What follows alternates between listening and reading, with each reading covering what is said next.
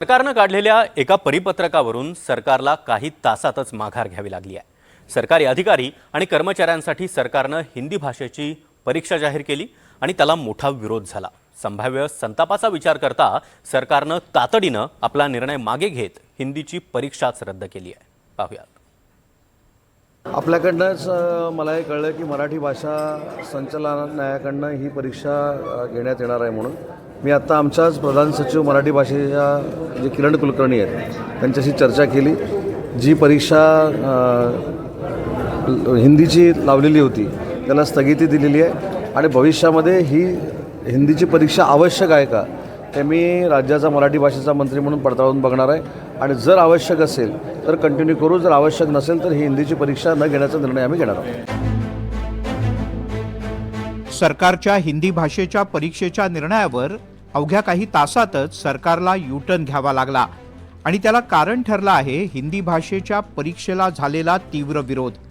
राज्य सरकारच्या भाषा संचालनालयानं राजपत्रित अधिकारी आणि कर्मचाऱ्यांसाठी एक नवा नियम काढला आणि महिन्याभराच्या आत परीक्षेसाठी तयार राहण्याचे आदेशही जारी केले। पण सरकारच्या या निर्णयातच विरोधाभास होता। ज्यांनी 10वी किंवा 12वी मध्ये हिंदी भाषेचा पेपर दिलेला नाही त्यांच्यासाठी ही परीक्षा ठेवण्यात आली होती। पण राज्यात सर्व प्रकारच्या अभ्यासक्रमात हिंदी भाषेचा समावेश आहे। मग ही परीक्षा नेमकी कोणासाठी असा प्रश्नही उपस्थित करण्यात आला।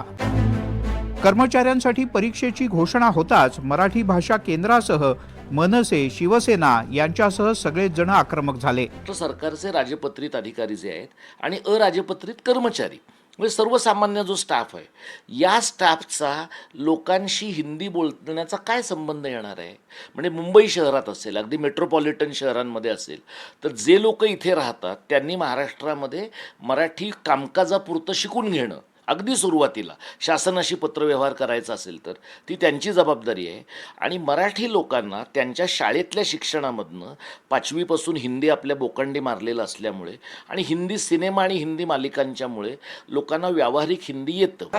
महाराष्ट्राची राजभाषा ही मराठीच आहे। इथे हिंदी भाषा अधिकाऱ्यांना येण्याची गरज नाही, तर अधिकाऱ्यांकडे ज्यांचं काम आहे त्या लोकांना मराठी येणं गरजेचं आहे।